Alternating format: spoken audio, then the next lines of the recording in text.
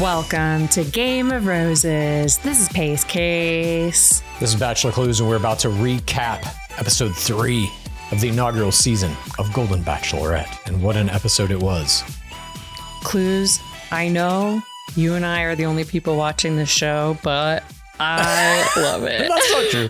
There are 2-point-something million people. The ratings did tick up a little bit in week 2. We'll have to wait and see. Probably about Friday, we'll have the ratings for this very episode. But the ratings, at least for the musical elements of this episode, were off the charts. Not only did you have a Vegas legend, as they billed him, Wayne Newton, and we'll get to where we might have seen Mr. Newton prior to this in our beloved game. Why are you saying Newton? That's how I would pronounce it if I was him. Okay. Newton. Yeah, and we also had, we are the Mansion Men, the Golden Season Mansion Men. I now have my nominee for Who Is Secretly You under a mask, and it's Captain Kim. I wish I was as talented as Captain Kim. Captain Kim's mansion free play antics. Yeah. I did not think he had it in him. Neither did I. I mean, I think he made some missteps with it for sure, but I applaud the efforts. Yes. I'll simply say that much. All right, shall we begin this pace case? Let's go. This is Game of Roses. Wait, do we have any business?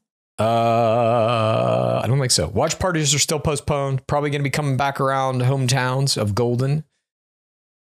What else? Shot glass is available. Game of Roses. Digging deeper out. Oh yeah, there's a new digging deeper out this week. A lot of good stuff in that one. A certified juicer, as we like to say. And of course, it is a certified juicer. By the time and you're it has listening, to do with your rivalry.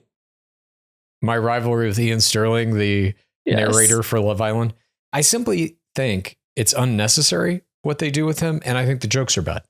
Double whammy. I will also say Coming this. for him in this episode too, another rivalry episode. That's right. Clues keep striking.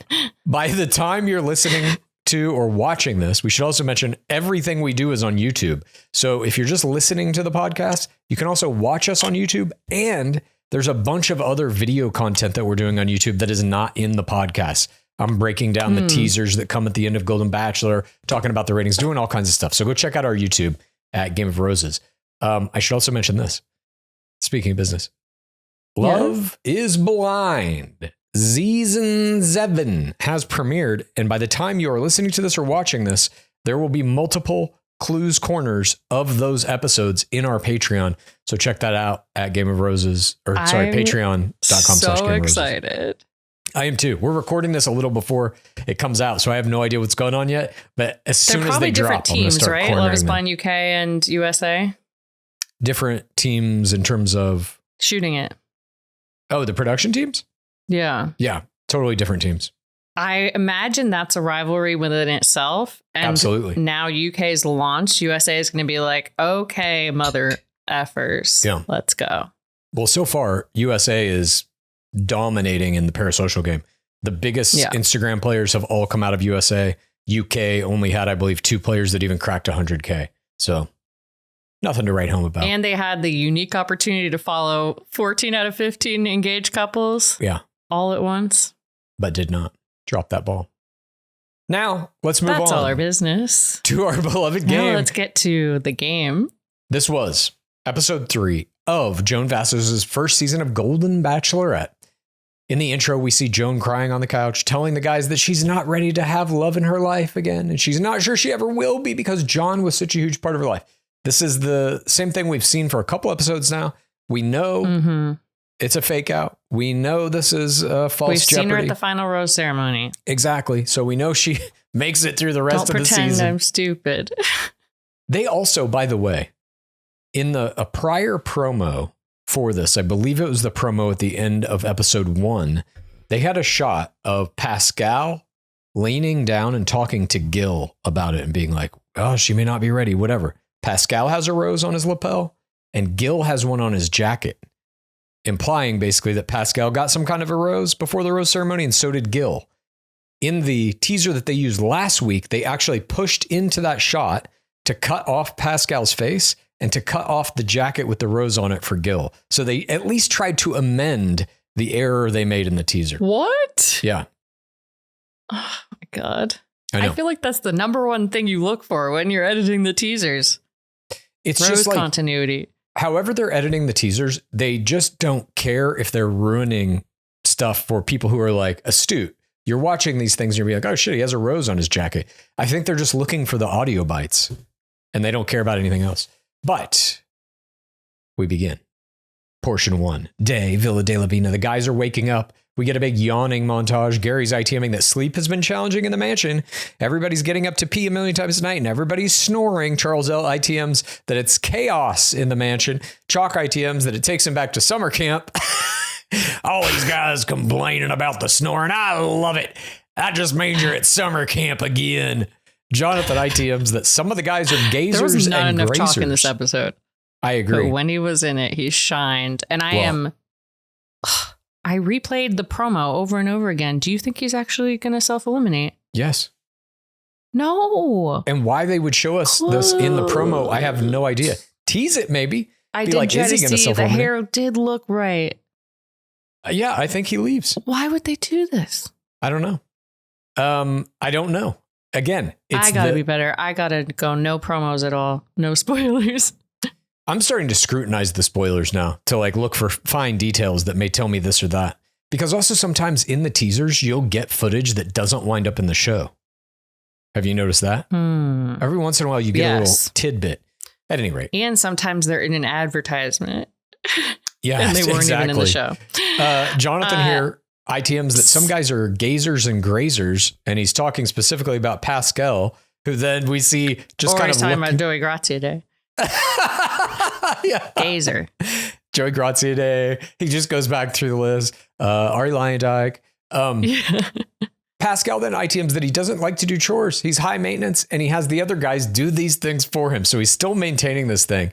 And I have to say, I think this was a mistake when they're talking about how hard it is to sleep and the snoring and the peeing. I personally believe that they need to do away with this idea that the experience of being on the show is anything less than luxurious and fun and a fantasy. Yeah. When it's we got to sleep in these bunk beds. You see them hint at it later when they're like, okay, now they have masseuses. Okay, so maybe it's a little bit better. But I agree. It's not funny enough to warrant this. And we see... I did like this bit by Pascal where he's like, I don't cook, I don't clean. Yeah. I feel like I relate to this man so much. I'm like, I don't want to do any of those things. Yeah, makes sense. DLP comes in and he knows what they want. And he says, it's just me. Empathetic king right off the bat. He asks them how they're sleeping and we make a huge bit out of that again. And we get Pascal shining. He's like, I thought I meant there would be at least a housekeeper. Yeah, exactly. You don't see like on any of these other shows, even if they're having to cook and clean for themselves and stuff, they don't make a big deal out of how annoying it is. It's just part of life. This is a completely different thing. It's like, especially in the Golden series, these are people who have lived entire lives. Either I feel married. Like it's a bit in Big Brother. What's that? I feel like the cleaning is a bit in Big Brother of but like Big Brother's doing different. The chores. Big Brother's completely different. Part of the premise of Big Brother is that we're going to trap you in this set. Mm-hmm. You're going to have to live in this thing, not see daylight for a month, possibly. That's a part of the psychology of that game. It is in Bachelor 2, but it isn't presented that way. And yet it is presented that way. So which is it? Is Bachelor this fantasy, sweep you off your feet, gallivanting around the world to find love? Or is it a psychological torture chamber that you can't escape? They present it both ways. And I feel like they need to go one or the other, Choose your own adventure. It just takes away from the prestige of what I still consider to be the Cadillac of dating shows. DLP tells them there's going to be 3 dates, 2 one-on-ones, and a competitive group date. That for us means forced violence. Love that intro. I know. I'm immediately like, oh, yes. You're going to freak everyone out. It is because of the promo, obviously. He drops off that first date card. Charles K. Postmaster Generals for us. It's a one-on-one date for Pascal. Let's see if we're lucky in love. Pascal ITMs that he was in shock when his name was read, and he's honored and flattered. He wants to find a partner who has his values and his back, and he's ready to get to know Joan. Being vulnerable is hard for him. He produces tears through. packs up his bag, leaves it by the door. Cut to loads Joan. walls and immediate tier play just upon getting the date card. Ugh.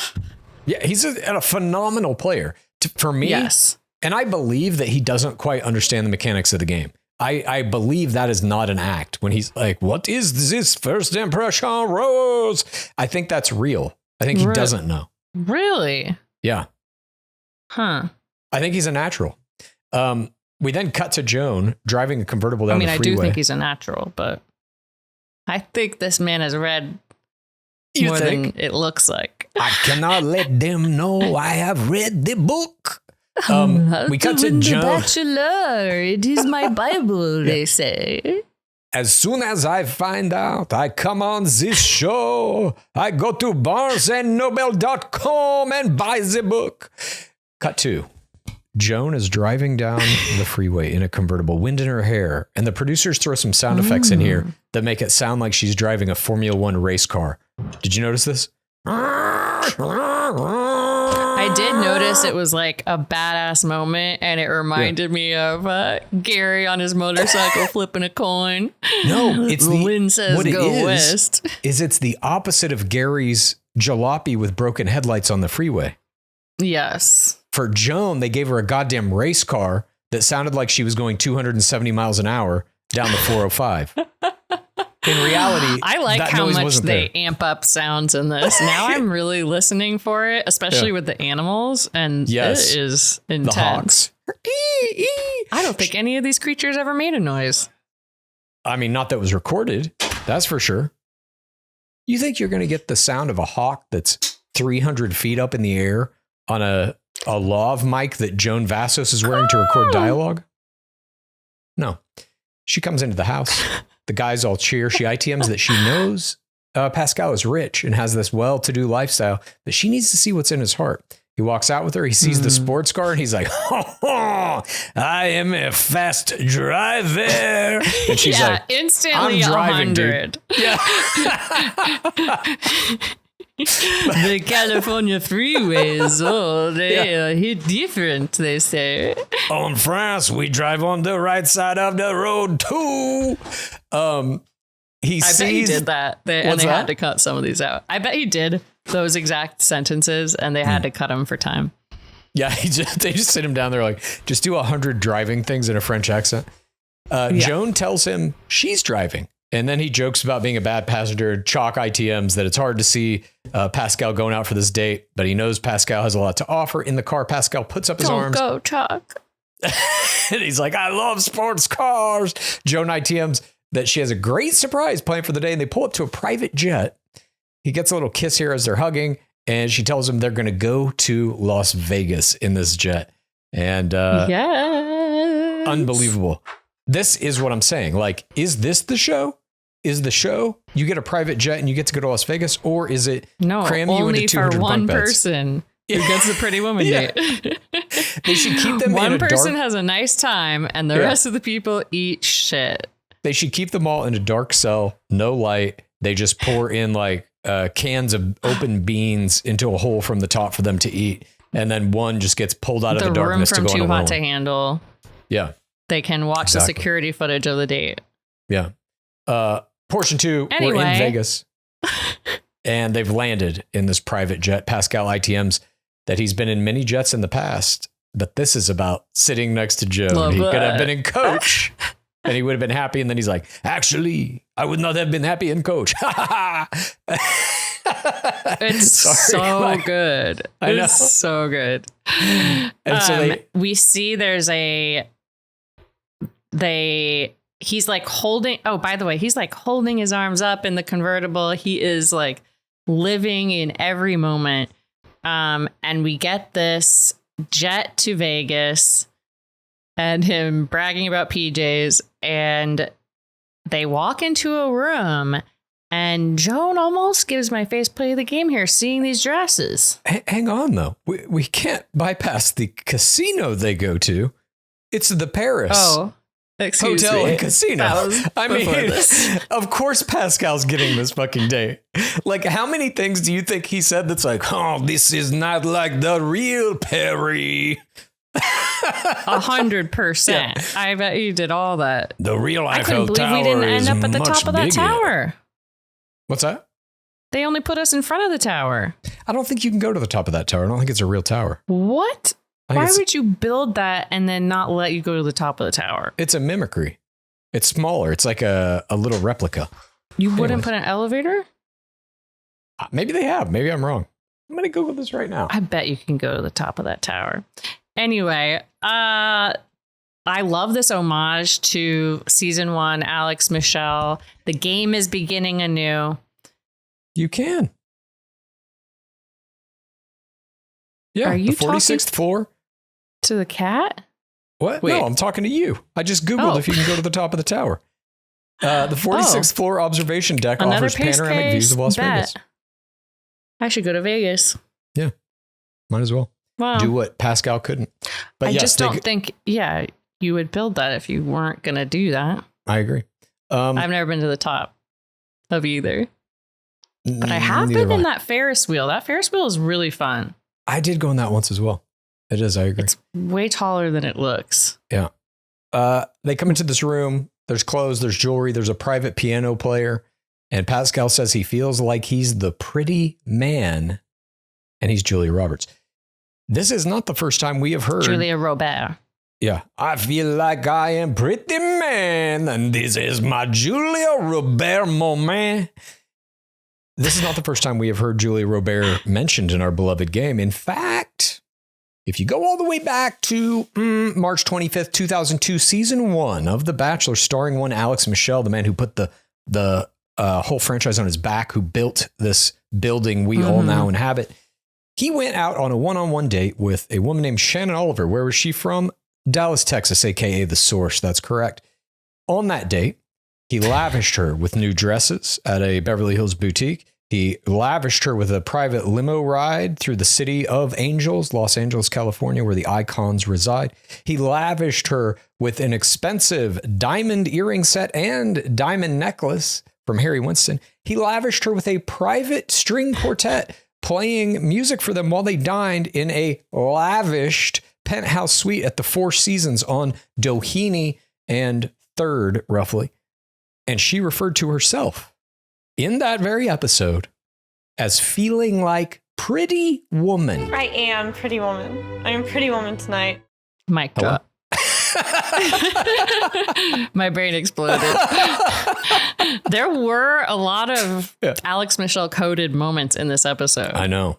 I love that shit. I mean, Vegas especially just always evokes to me the 5-person group dates. That was the first kiss in the history of Bachelor. Took place in Las Vegas at the Bellagio as Lenise Adams was going on a gondola ride with Alex Michelle. By the canal. Yeah. I took a picture in front of where Lenise Adams got that first kiss. Oh, wow. When I was there. Wow. You don't remember that? I do actually remember it. So they and the Gabby Wendy dumping bench in Amsterdam. I've been to all of the Bachelor landmarks that I can. So we see them here do a little fashion show for each other. Pascal emerges at one point in a sparkly jacket with no shirt on underneath. The man is cut. The man is musk. I love this. Did you notice this? Yes. These guys are all in great shape. Unreal. No Vask. No, they don't really have Vask so much, but mini Musk. They come out dressed like Sonny and Cher. You gotta be in shape to play this game. I agree. You need some stamina. They're having a good time, dancing with each other, having fun. She's ITMing that it makes her feel young and youthful. She's surprised that he's 69 because he acts so young. He speaks French when she comes out in a silver dress. Ha, ha, ha, ha, ha, he. That dress. That's not what he said, but he basically said she looked good. I believe he did say, ooh la la. Yeah, ooh la la. Get a couple of kisses here. Meanwhile, the producers now have scripted a comedy bit for Charles L. and Gary. They send these two guys to a local pharmacy to get sleeping pills and sleeping masks and all kinds of shit to help these guys sleep. And I was like, this is brilliant. This is a straight up Love Island ripoff. Oh, is it really? They will send 2 people to go like grocery shopping for the house and then like cook dinner. Smart ripoff then. I thought this worked very well. My only complaint was I wish it was a 3-man Where's Jack? mission. Exactly. Where's Jack? That's what I wrote too. If only Jack was there. Charles. I mean, they were having Charles and Jack be that dynamic duo, and I just felt the ghost of Jack on that date so hard. I did too. Nonetheless, Charles L. ITMs that they need to sleep well so they can have sweet dreams for Joan. He's going to fix this sleeping problem. Back in Vegas, Pascal and Joan are slow dancing to their private piano player, and he ITMs that he finds her very attractive and she's sweet and classy. Kiss. Knock on the door. Who do we see enter this room? It is Wayne Newton. Now, this is not Mr. Newton's first appearance in our beloved game. That was actually back in Becca Kufrin, season 14 of The Bachelorette, when a group date saw all of those guys, including one gore girl, Jason Tardik, have to go to Wayne Newton's home in Vegas, where they then had to write new lyrics to his famous song, Donkashane. So what do you think the song's going to be that Mr. Newton is going to sing for them here when he says, I'm going to sing a little song for you? It's Donkashane. That's the, I don't know if their license still, that agreement they made in Becca Kufrin season still holds true now. If that's the only song. I was wondering, I'm like, does he know that time has passed between those, or does he just think he's on one long Donkashane trip? He took a hit of LSD in 1992, and he's still just singing Donkashane. I got to do another episode of The Bachelor today where I sing Donkashane. He is giving that a little bit. I mean, he's probably 200 years old. Speaking of Golden, let me find out how old is Wayne Newton. We cut 82. Back to the house. Not that bad. And not only have Charles L. and Gary gotten masks, sleeping masks and shit, they have gotten somehow a dolphin / shark costume they're giving out to people. I love this bit. To people, they put Mark Anderson in the fucking shark onesie. I mean, I was like, how are they getting these things? Like, that was just in the pharmacy. They found a bunch. Absolutely not. So the producers have scoured the city for this. Did producers just give them some of their props that they had? 100%. Absolutely. Not only is Mark Anderson in this shark onesie, we then cut to Jordan. He puts on a sleep mask that is a hot dog with googly eyes. It's on his face. And this indulgence in the bit with the hot dog face mask was my face play of the game. Ooh, love that. It was astounding. Popped eyeballs. Yeah, I've never seen a prop quite like this. And the portion ends on the final notes of Donkashane. They basically have perfectly executed the segment here to an almost impromptu music video of this Wayne Newton classic. Congratulations. Next portion, we get Charles L. loading this PTC about his wife's death. And then Charles L.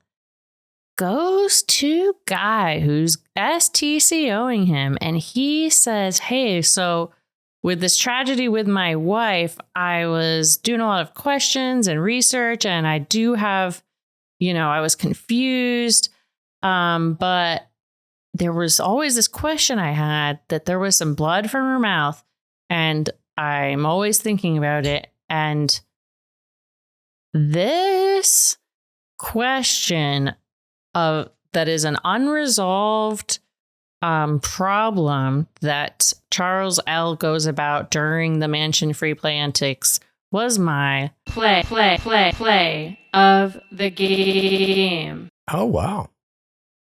Charles L. is in the group of guys that are not getting one-on-one dates. Mm-hmm. I feel like there's a very clear distinction in Golden of like who has kissed Joan or not. And I'm like, yes. You're gone if you haven't. And there's just a bunch of people she doesn't kiss, but they tell us like these sweet stories. So it's like, you don't really focus on the fact that they're not really building a connection. No, I mean, I thought this was a great play too. It was not my play of the game, but I also thought Guy's play here was very good. He STCOs him and basically is like, hey man, it wasn't your fault. And he gets him to essentially unburden himself with this thing that has been haunting him for 6 years. If there's something else he could have done, if there was one little detail that he overlooked, or what did this detail mean? And could that have been some way to save her? And Guy basically says there was nothing you could do. And Charles L. ITMs that he's hopeful to find love and wants to see a new version of himself, essentially saying he wants to leave behind the baggage of this unnecessary guilt that he felt over his wife's death back in Vegas. They come to a private table. Before telling Joan about it. Yes, exactly. Well, he's going to use that later. Continuing this great play. Yeah, he's basically woven a whole kind of narrative thread through this episode that's going to have many different iterations and conclusions. Back in Vegas on this Pascal 101, they come to a private table at the foot of this Eiffel Tower replica, which you can go to the top of. I've just learned. 46 floors, panoramic views of Las Vegas. Pascal ITMs that it's easy to judge the book by the cover, but once you read the story, then you know the person. They cheers to the first of many crazy days. Joan explains she majored in computer science at the University of Maryland, and she wrote code for a bunch of years until she got married and had kids. I wonder if she worked on any of my favorite video games. She was married for 32 years, she says. Women in STEM. That's right. Golden women in STEM. Now nobody needs to do coding, basically. AI is going to take care of it all for us.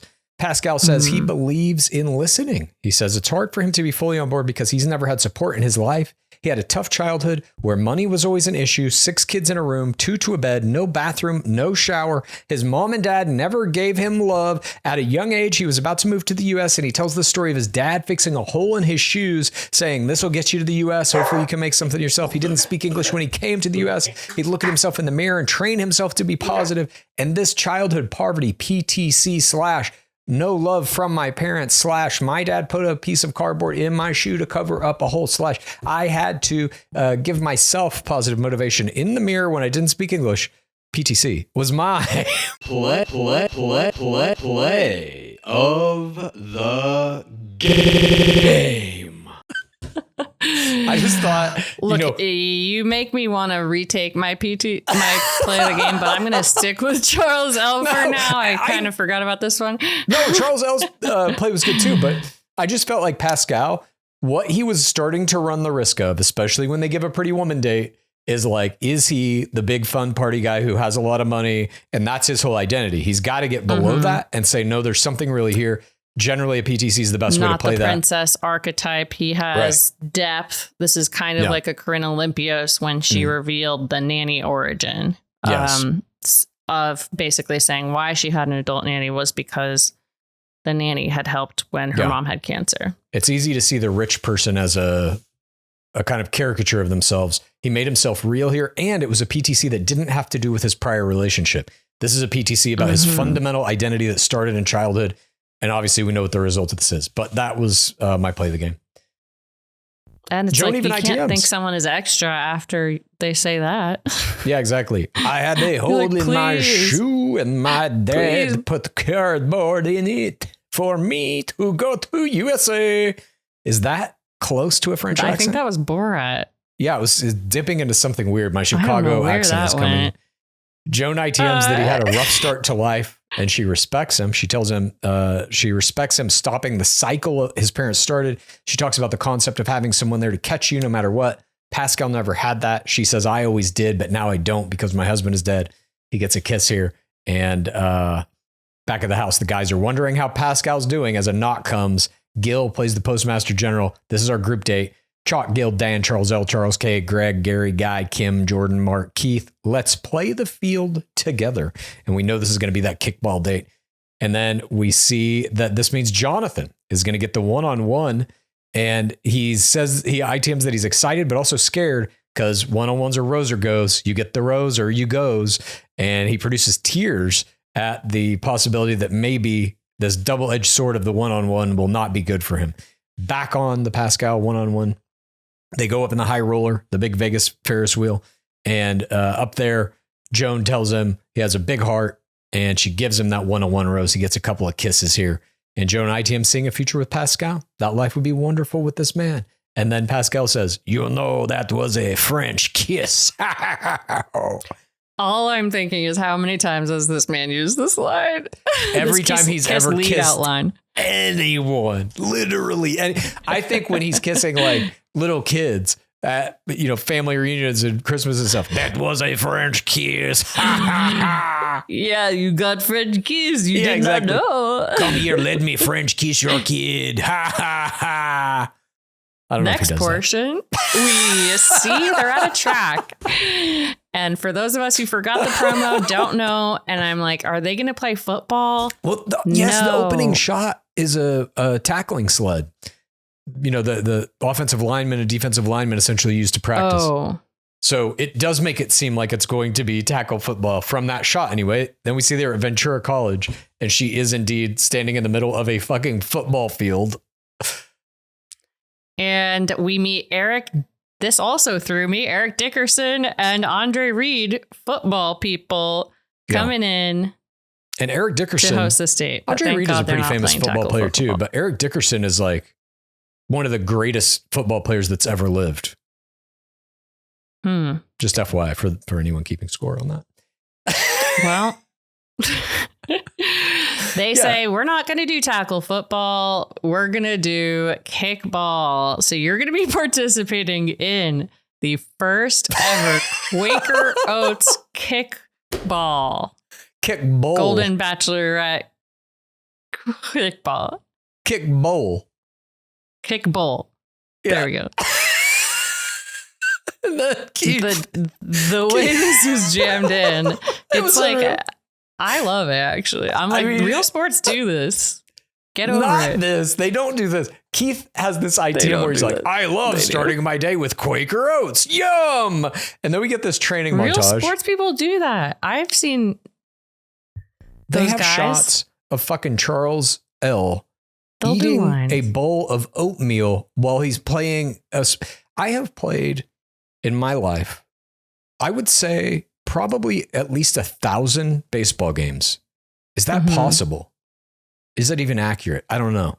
I played, let's say 500. Don't 500 worry to about 1,000. it. Just say 1,000. Just say 5,000. I played 10 million I played the most baseball games any human being's ever played. I played a lot. Yeah. The That's amount of RBI. times that I ever saw anyone eating a bowl of oatmeal in the dugout is 0. Oatmeal is not a baseball or kickball food, in my opinion. He didn't know about baseball. That was they made a whole big thing out of it. Right. So He doesn't know anything. This kickball training montage set to By the Beautiful Blue Danube, this waltz composed by Johann Strauss in 1866. They all kick, they stretch. Joan says it's not going to be pretty. She's more of a cornhole girl. She says she ITMs that she's a quickie on the field. Funny if Keith here was like, just like takes the kickball and throws it in Joan's face. He goes, "It's called bags, Gonzo." Or if he just whips out a cornhole board and like some cornhole bags, and he's like, "Did I hear cornhole?" He's not from Chicago. That would have been a good move. I know. He just keeps a traveler cornhole game in his pockets. Just in a backpack. It's like a tool Why is belt. he always carrying that backpack, that giant backpack around? Yeah. That's his cornhole. It's his portable cornhole boards. I could see Keith going to hometowns, but I gotta know what's in that backpack. She goes to his house. I have a feeling it's bags. His house is just made of cornhole boards. Like all the chairs and shit are cornhole. People are just flinging cornhole bags going into holes this way and that way. TVs are getting broken. Shit's getting knocked off counters. All right. They all stretch. Joan makes this joke about she's a quickie on the field, and then she's like, I shouldn't say that.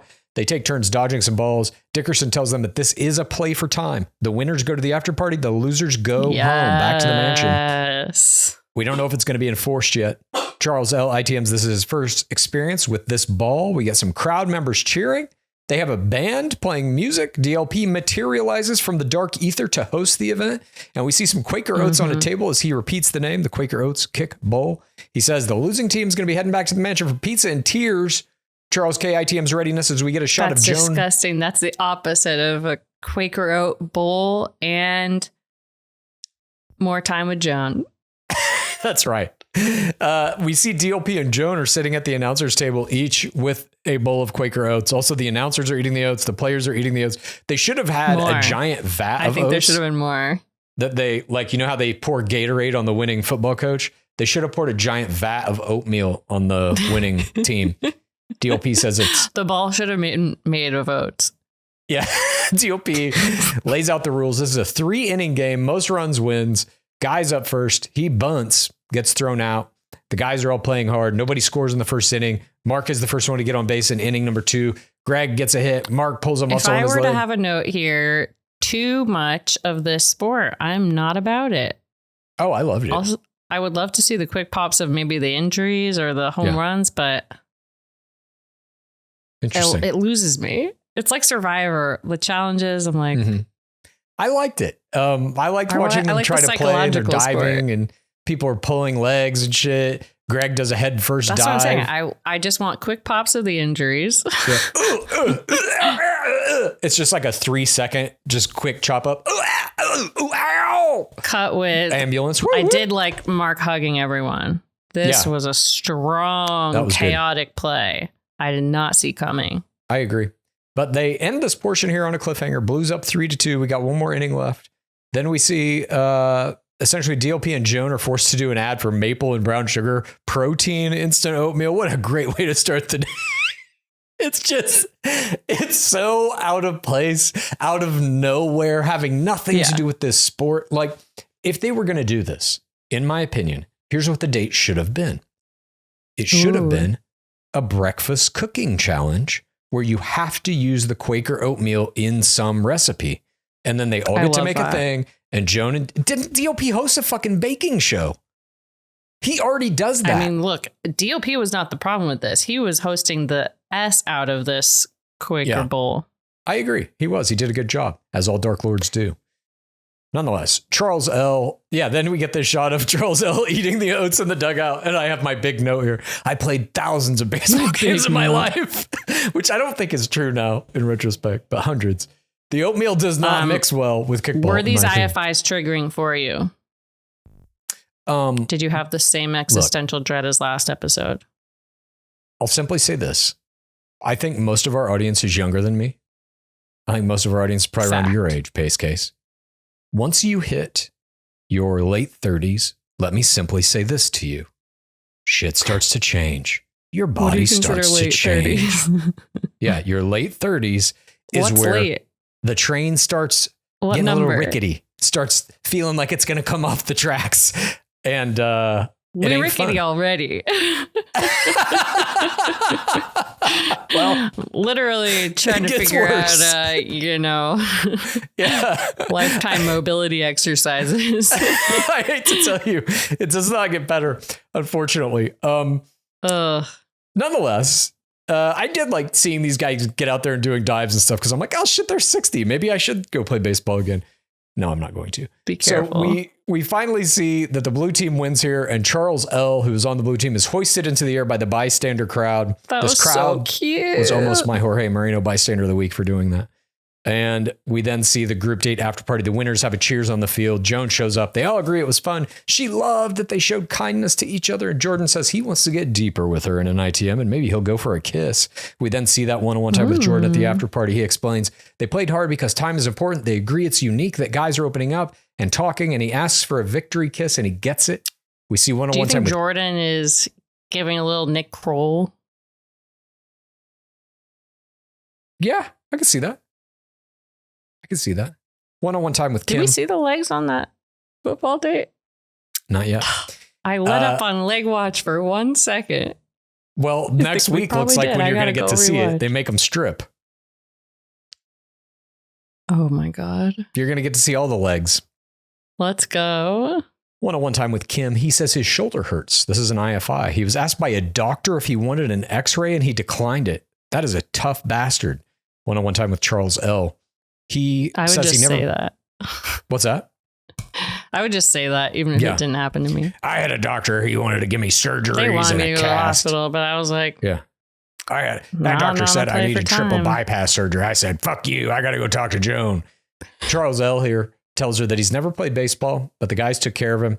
He attributes the victory to luck. And then he tells her about the conversation he had with Guy about his wife. And they essentially agree that he says he always blamed himself, and he said he was so relieved by what Guy said. It changed his life. Joan produces tears here, and he says he carried it for so long. I count this as part of my play of the game. Yeah. Because this conversation, after seeing, honestly, the parasocial jump for Charles L. this past week, I'm like, people are noticing his play style. Yeah. And I honestly think they were like, I think we can let go of Jack because Charles L. is so strong. He can carry it. He's the star of the season so far, I think. Yeah. In terms of, he's the fourth audience star of the season. He's making good plays and stuff. I just don't think he's even going to make it to playoffs. But I think he's the best. Yeah, because there's no first audience game. There's no like flirtation. Yeah. There's no kissing. Yeah. It's not. I feel like the kiss board is really important in this, and I agree. Some people are not on it. Totally agree. Loved this conversation between Joan and Charles L. And she's doing very well at responding to all of these PTCs. Next portion, the losers come home and Greg plays a knee injury IFI. And we then see this conversation of Joan on the phone with her mom. And there is some sort of, her mom has a respiratory issue. Joan says you should maybe get an inhaler and some steroids. I don't know how she knows to do that. But also, like, what can she do from the show? She's a lot like, if you're the lead, like if you're a player, you can self-eliminate. She did that in Golden Bachelor season 1. If you're the lead, I think they're just trying to continue the theme of like, she's a family person. Maybe. I think so too. I question whether or not this is. And we do let them have the phone. As real as it seems. They're not prisoners. Yeah. I feel like they're giving her the phone. There's so much ADR around this conversation too. Yes. I wondered if they were saying COVID and they just didn't want that word in. Oh, interesting. That was my conspiracy. Might have been. We get one-on-one time with Gary. Joan thinks he was the MVP of the game. And she tells him what's going on with her mom. And he plays a religious play. He is going to put Mary in his prayers. Tomorrow's not promised. Today's our miracle. And she says, you always make me happy when I talk to you. I love having you around because you're always so positive and you really see people. And he ITMs that it made him feel noticed and he produces tears. It's so for TRR. The show is, Golden is so wholesome and energizing to me after just the train wreck at the end of Jen's. But some of the train wreck is still there. We are still clearing away wreckage. And we see that in the very next 100% one-on-one time with Gil, where he says he didn't want to feel foolish playing kickball. He's dedicated his life to helping kids. His grandmother raised him. Why is this in here? What's that? Why is this conversation in here? Because he gets the group date rose. Got the group they have date to rose. justify it. So you see this whole thing about, essentially they try to cut it down so that it's primarily Joan talking about her parents. Her dad growing up in Holland during World War II. Award it to him off camera, and he's just got it in the next scene. They've done this kind of thing before. I know. I thought this was not necessary to have him in excuse. Here. I did like getting this bit about her parents, though. About her mom growing up in an orphanage, having no living relatives, but she was still loved. Right. I just thought it was a good, like, kind of painting her backstory a little bit. But he asked her for a kiss on the cheek and gets it. Joan comes back to the table and gives him the group date rose. Asking for a kiss on the cheek was my error of the game. Ah, nice. You got to get on the board at this point, I think. I agree. I think asking for kisses generally is hot to go. It's a weak chemistry play to ask for a kiss, in my opinion. No, disagree. All right. It's not a weak chemistry play to ask for a kiss. It's a weak chemistry play to ask for a kiss on the cheek. I think even asking for the kiss, using a kiss lead-in line to gauge interest. Consent is great. We love. I'm not saying consent. you don't do it without consent, obviously, but I'm just saying there's something that is lost in the chemistry play of it. If you're like, so can I have a kiss? Disagree. It's better, I think, to kind of work around like, wow, look at the romantic lighting, this location. It's almost like they're begging us to kiss each other. Saying something like that. You know what I mean? Wading into it with a little more charm. The Guten Tag, Dankeschön, Mark play. Yeah, exactly. German. I just think like there's a better way to ask for the consent of it than, can I have a kiss now? At any rate, Gil gets the group date rose. And I just wrote down this thing that's like, okay, so everybody's seen Gil has a restraining order against him. That restraining order was issued, I believe, the week they started shooting. So it wasn't in the record when they did their background checks. Is it possible that they could continue doing background checks as they shoot, like every week, just to see if some shit comes out. Yeah. Google it Why or not? something. Like, then you can at least know, like, if they would have known in week 1 that Gil had a restraining order, they could have booted him from the show. Now, instead, Jack could be here. Exactly. Jack could be here instead. But they've got Gil still in the show, winning group date roses, which, by the way, the producers give him. It's just kind horrible. of a mess. Horrible to watch. Portion I wrote 7. ugh after every paragraph here. I agree. It's hard. It's very hard to watch, knowing that that guy has a very recent restraining order a couple months ago. Yeah. One was put against him. And all the guys shake his hand. It's basically saying the show approves this guy. Yep. And I just don't think you should be putting this out here. I don't know. Especially not after Devin Strader. It's endangering more people. Yes. I don't know. And it just shows like that the franchise doesn't care about these things. To the people who, like, I don't know how many people know about his restraining order. We obviously do. Anybody who covers the show closely does. It's all over Reddit. It's out there. Like, it's easily found. But I think only if you're heavily invested in the fandom of this show. Picked up by someone, wasn't it? What's that? I don't know. I thought it was picked up by a news thing. Yeah, there's articles in Us Weekly and stuff about it. But again, not everybody reads that. Some people literally just watch this show and don't engage. That's what I mean. Those are the people being endangered. Who are like, oh, this seems like a great guy who's now single. Yeah, they just need to fix the problem. And they ain't doing it yet. But next portion, we get the morning and we hear the guys are waking up sore with some moaning and groaning. And we hear somebody's going, oh, yeah, right there. And we see Keith is getting a massage from a mansion masseuse. And this mansion masseuse was my Jorge Moreno, bystander of the week. I get massages all the time, weekly. I feel that they are necessary. And they're also kind of what trained me how to astral project. Speaking of power and prayer, I believe in a little bit of that. That I think with your own consciousness, you can affect the outcome of certain things in our perceived physical reality. Wait, you're doing this during the massage? Yeah, I disappear. I'm swimming around in some weird shit. Are you doing voluntary nudity plays as well? I don't go all the way guy. I don't go pure nude. I leave on. You don't go full guy. No, I don't go full guy. I cover the genital area during my massages. But I loved that, in quotes, Joan got them a masseuse in the mansion. Why would you say that? Like, are we stupid? Yeah, I don't know. Dan ITMs that, and I'm like, what? You understand this is a TV show, right, dude? She has nothing to do with this. At any rate, yeah. John doesn't even know about this. Guy does his voluntary nudity play. He gets the black box, and Jonathan goes out front then to start his one-on-one B. The second one-on-one of the show is the ITM's having some fear about that one-on-one being totally exposed, and he hopes his fear doesn't hold him back. She gets there. I thought this was a great way to like set up this story for his one-on-one date. Yeah, me too. They started and kiss, and she talks about wanting to see if they could take it further. ADR to shit.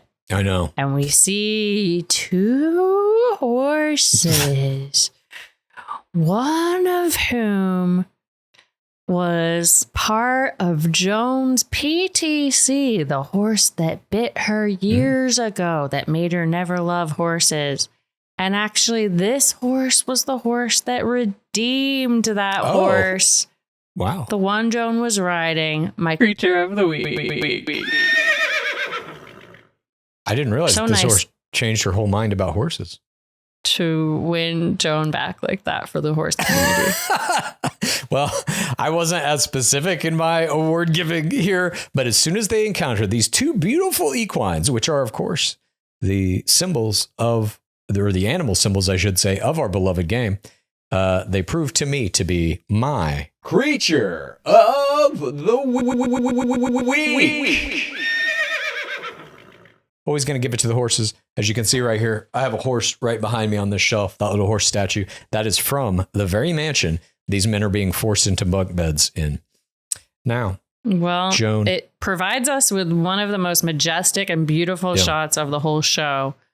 These 2 riding horses. These drone shots, this whole sequence. I was blown away by how beautiful it looked. And it really goes to show you, like, when some care is put into one of these sequences visually, they have the ability on Bachelor to do some magnificent shit. It really was shot in a well. yellow flower shirt. Yeah. In front of yellow flowers. It was beautifully done. You kidding me? And like I said, on occasion, they just say, look what we can do. Why they don't do this type of thing every time, all the time, I'm not exactly sure. It seems like they only have the drone on certain days or something. I don't know. But it's like, they should buy the drone. Yeah, you can buy right now. Stop renting. Let me tell you, producers, you can buy a DJI, I think it's a Neo 3 for $299, 4K, full 360 view. Just get one. Have it in the kit. Anyways. Just fully buy that drone. We also get from this that shot that's in a lot of the promos because I recognize that shirt where she's spinning around on top of a field and it looks like she's in Sound of Music. Sure. But she's still in LA. Yeah. So the one-on-one date's going there, well. Maybe. Then we cut back to the mansion, back to the mansion, and we see Kim in the mansion singing to himself as he is writing a new ditty in his journal. And then he tells the other guys, he comes to him and he's like, listen, I wrote another song and we're all going to perform it. He explains it's about all their experience and he wants them to sing it to Joan tomorrow. And he thinks the guys are going to have a great time. The way he says, so I've written another song is like a Tim Robinson character. I loved it so much. It was like, to me, an instant meme. Yeah, absolutely. So and I've he written sings another the song song to him. We are the Mansion Men, the golden season Mansion Men. We're here to win the heart of Joan. We come from everywhere. We still have love we want to share. And we're tired of being alone. We have so much to offer. We hope that Joan can see that each little thing we tell her is meant to have her fall in love with me. This is so funny. And all of the reactions are like, well, yeah, you should sing it to Joan. It's your homage to Joan. Like, yes. It was nice of Guy to go in with him. He was the only guy who would. He was the only guy who would. Listen, Kim's song was fine. Writing the song, fine. Great even. This kind of mansion free play antics, coming up with music and stuff is great. Music they can use on the show. Trying to force these other guys into it was my error of the game. If you're going to do something like this, you have to be fully willing to do it by yourself and take with it the benefit or the detriment of whatever that may bring. You have to be willing to try and then conscript these other guys to sing the thing you wrote. To me, it's an iffy second audience play because if it goes bad, and it did here, you're driving this wedge between you and all of the other guys. Because now anything you say is going to be tainted for them with, oh God, some other dumb fucking idea from Kim, Captain Kim. We got to sing a fucking song with this guy again. Jesus Christ. Captain Kim, I'm just trying to nap, dude. Yeah, exactly. I forgot that I wrote here when he says, and at this point, everyone points to themselves. I said, this is my most Chad moment of the I like songs. Don't we all like music? Just like, right. I don't know. It's just very performance art to me. Yeah. Kim's whole performance this episode. Back on the one-on-one, we see that Joan and Jonathan put their horses away and they have this little one-on-one time. He cheers us to her. They cross arms, drink the champagne, get some kisses here. And he talks about embracing the Native American side of himself. And he explains the symbol of the turtle, symbolizing the hard outer shell. He's had tough experiences when he got hurt. The wall creature. Yeah. He knows when to withdraw and protect himself. He says he's been divorced for 9 years. And he talks about how that divorce happened. One Sunday morning, his wife woke him up and said she wanted a divorce out of the blue. He said he packed his bags for the one-on-one, and it reminded him of when he was packing his bags after the divorce. And he tells her that he started to cry, and it reminded him, about the time he was leaving for the divorce. He'd always had his feeling that he wasn't enough. And he had that feeling again when he was packing up the bag. And so he wants to open up to her, and she tells him, oh, you're more than enough. Just deciding to come on this show shows that. And she says she never wants him to feel that he's not good enough again. And this was almost my play of the game. If it wasn't for what Pascal did, I like a divorce is never going to be as strong of a PTC, I think, as a spousal death. I also don't think they all have had relationships that have ended. That PTC is not unique, whether it was through death or divorce. What Pascal did to me was a little bit better of a PTC because it was like, it's fundamentally about who he is as a person, not some bad thing that's happened to him. Nonetheless, I thought this was an interesting, like, Grim Reaper, Sally Suitcase PTC to do. Yep.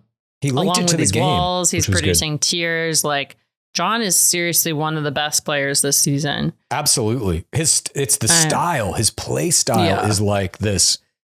I don't even know how to describe it really. It's just like super vulnerable. Everything's just out there. He's saying he has these walls, but not really. He just told this whole story about how he broke down crying, just zipping up his suitcase. Where are the walls? I thought it was going to be an error when he said the thing about preferring a group date, but then he like buys it back completely. Yes, exactly. You know, I was so impressed by that. I was too. But they basically talk about, she gives him the rose here, multiple kisses. And then as they're walking around, they're talking about these birds overhead and talking about wanting to see an eagle instead of hawks. And she ITMs this thing about the hawk again. And John, her husband, that when he died, this hawk used to come by and fly outside the window and her daughters thought it was their dad. And Joan says she's thinking about John and her mom. She's realizing these are these big feelings that she's pushed to the side, but they're bubbling up and she can't keep going on like this. Portion 9 begins with that beautiful ponder shot we see from behind Joan as she's pondering out over the endless vista of the Calabasas foothills. And she ITMs that she's been pushing these emotions down, but it's not fair to the guys. The cocktail party begins. She comes in, they applaud her, and she thanks them all for being way better than she thought they'd be. And she says in her life, she's the caregiver. This was my number one dress of Joan so far. I like that green cape one. It's green, right? I thought it was yellow, but I think you told me it was green. All right. She says in her life. You told me it was green. I thought it was yellow. I didn't make that up. What? Say what now? You made it up? I didn't make it up. No, I don't think you did. To me, it presents as green. Yeah, I believe you. She says in her life, she's a caregiver. And because they're all being so vulnerable and open, she has had that impulse to be their caregiver. And she realized that's making her not be true to herself. Now she's committing to being the vulnerable person she needs to be for them. Being strong is exhausting. She's tired. She tells them she misses her family, her kids, and her mom is sick. And she's 92. So she's very worried. And she still has a thing in her heart for John. And she's like, people always asking me if I'm ready for love. And she's like, I don't know. Maybe I'm 90%. Maybe I'm 80%. Maybe that's all it's ever going to be. John's always going to have a part of my heart. Tears. All the dudes understand. Of course, they've been through the same shit. She ITMs that she wouldn't blame them. I love that she does this PTC like jointly. Yeah, exactly. Instead of doing it in each one-on-one conversation. PTC to you all and to all a good night. She tells them that they all deserve to know what they're getting into. And so she's going to be more open. And they all cheers to her and a safe space. And Chalk is like, I love her vulnerability. He pulls her first. I thought right when she says, so like, you deserve to know what you're getting in me. So that's what you're getting, making myself vulnerable. And I thought, you then see Kim is sitting right next to her. And I thought it would be so funny if he was like, so I wrote another song right That's at literally that moment. What I put. I was like, Kim did my error of the game here because he didn't sing the song right after that. It just like slowly starts opportunity. Yeah, she's like, so I just want you to know what you're getting, and I'm going to be vulnerable, and my mom is about to die. And like if you just started singing too, that would you just hear like very lowly, we are the Mansion men, the Golden Season Mansion men. And then you just start. Everybody starts singing it. They all rise around her and come put on their masks. All right. We get this one-on-one time with Chalk. He explains that his mother has been stage 4 cancer for 4 years. He understands everything. And she says she doesn't know if she's ever going to get over these feelings she has, produces tears. Chalk says he's not a pressure guy, and he wants her to know that he just wants to know if she still wants to be with somebody. He gets they have memories. They're always going to have memories. You're never going to lose them. And he's like, I'll be here to talk to you about anything. Chalk. Yeah, it was great. And he gets a little kiss out of it. And Joan even ITMs that he's a fixer, just like John was. We see Gary's one-on-one time. He reads this prayer that he wrote for Joan and her mom, Joan produces tears, and he invokes the mighty name of Jesus H. Christ. This was my Christian play of the game. Very strong Christian play here. And Gary ITM's tears. He put it in like a frame. Put it in a frame and use the word Jesus Christ in it. That's a very hardcore Christian play. You rarely see the name Jesus Christ used. I'm going to pray for you. I believe in God. Jesus still loves me. Yeah, but that wasn't Jesus Christ still loves me. Mm-mm. Jesus Christ is very formal. We see one-on-one time for Charles L. And he wants to show his photo of his wife. And he basically says, we have mere PTCs. You know, we want to keep these people in our hearts. And if you're not ready at this moment, no pressure. And a car pulls up. And I start getting excited. Who is this? Is this a skeleton? Is this a vet on a second tour? No, it's Gary for the only possible Council of Crowns available to Joan. It's not, though. This is the thing. Council of Crowns, sure. Golden Crowns. But not Council of Crowns. I don't know what I'm doing. Council can be one person. I'm just basically saying, yes, he's the only other Golden Crown, but they should have had other players come back from the first season's Golden Bachelor. I didn't want to see fucking Gary. I think he represents a stain on this whole franchise. I wanted to see Gary. I wanted him to come back into the game. Yeah. And I predicted he would. And he proves why he's so good. He's still wholesome and a listener. But he's like, look, I know it's hard. And have you asked yourself the hard question? Maybe the guy isn't here for you. And she's like, I asked myself that in the beginning, but now I have really strong connections. Immediately, the whole thing they're hanging this episode on is just fucking out the window in 2 seconds. Yeah. And he's like, well, that's great. Good to see you. And then he gives her a glow and an ITM. He's like, just said that line for the teaser trailers. Yeah. Maybe your guy's not here. It was a waste. Joan. To me, this was a waste. He didn't even and I don't think they should have done it. One time. Like, they didn't even talk about how he got divorced a couple months after getting married to Teresa Niss. That's what I thought he was going to do, like a cautionary tale. Like, don't go into this too fast. You got to make sure you take your time and you're sure about everything. That's what would have made sense for him to say. Instead, it was just like, this is a great experience. Glad you're having fun. Okay, bye then. It's like, motherfucker. When Gary says, wow, I can't believe it's been an emotional journey. He thinks for a second. This empathetic king, he thinks with his face, and he puts his tongue up in my face play of the game. Oh, nice. It was, I mean, we get a discussion of like, what is the role of the past spouse in this process? And he was like, yeah, you want to convey you're not looking for Tony 2.0. And I just thought it was kind of don't bring up the stain on love. Yeah, it was just like kind of a meaningless whatever. Like, look, here's Gary again. He glows her. He said she had a sparkle in her eye. The process is working. I guess so. Then Gary leaves, and we get this quick montage of the other guys trying to lighten the mood. He should have given her pilot wings. I know I'm not a pilot, but I found these here.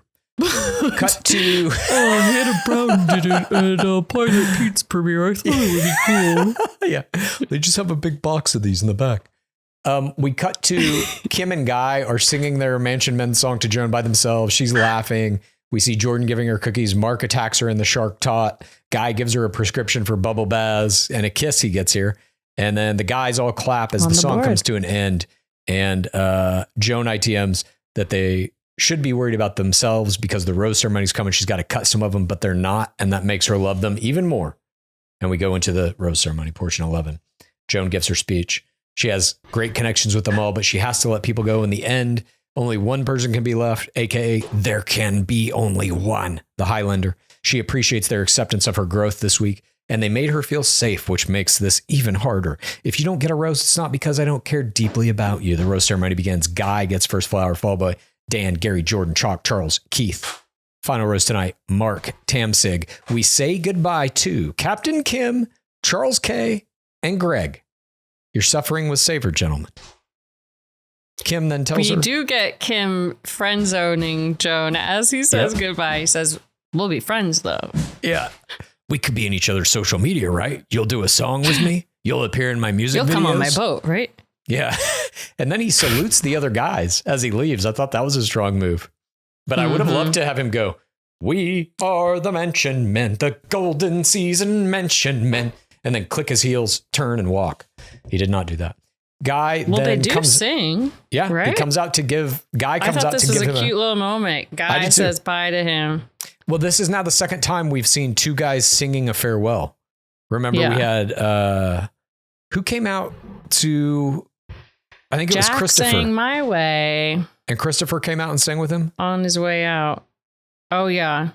Somebody came out and sang with him. I don't remember who. I think it's cute, and it makes it seem like, oh, they're okay after this. We're not ruining their lives. Don't worry, I'll be all right.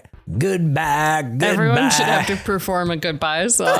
Yeah, the song I wrote, Kim. That's what you should have fucking written or performed. You should have performed "Goodbye" by Chad K. Streaming now on all streaming platforms. Kim's other error. We see then the promo for next week. We're going to get that strip show with Caitlin Bristow guest judging. Yes. Guy is love level 2ing. We get kisses. Joan is seeing a future with more than one guy. Chalk, it looks like self-eliminates. Joan is less confident. Tears are produced. I hope he PaceCase. doesn't. Who was your MVP? For his beautifully played, one of the best I've ever seen Pretty Women dates, Pascal was my MVP. I've been teetering on the edge of giving Pascal my MVP every week now.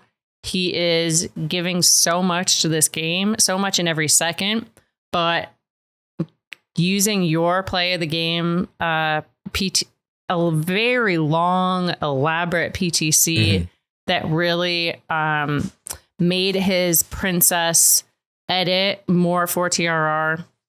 I loved it. Yeah, I agree. I think he's a very strong player for this whole season. But this week, my MVP was, and I believe he was my MVP last week as well, it was Jonathan. MVP. He did not get my play of the game, but this guy, like, just anytime he's on camera, he's the focus of whatever's going on. And the way he's playing the game is going to make it virtually impossible for Joan to eliminate him, in my opinion. Everything he does is so sincere, and he's turning things like zipping up his bag to go on a one-on-one date into a PTC. These are not plays anyone else I've ever seen has made in any successful way. And then that Grim Reaper looked like my ex-wife. Yeah. My ex-wife had a tattoo of the Grim Reaper on her. I don't know why he's talking like Gary now. At any rate, I just think that what he's putting together in terms of this season is kind of a unique play style that is really working, really elevating him above the crowd. And I thought this one-on-one that he had was just absolutely stellar to build up that, like, oh shit, I don't know if I want to go on the one-on-one because there's, possible detrimental side effects if I don't get the rose, if I don't do well. So he's got some jeopardy going into it. He's saving his real PTC juice for later down the line. Yeah, exactly. I was just very impressed with him tonight again. And so he gets my MVP. But that's it. Yeah, I think he's a lock for hometowns. I think so too. That wraps up our coverage of Golden Bachelorette Season 1, Episode 3. Thank you for joining us. We will be back tomorrow, Friday of this week, with This Week in Bachelor Nation, covering all the news, all the tids, all the parasocial plays, some screams from the pit, and State of the Game, in which I believe we're going to have a very special guest. So stay tuned for that. Yay. Praise be Dark Lord Palmer. Please rate this podcast. Please review this podcast. Please get a friend to listen to us. And then please rate this podcast. Please review this podcast.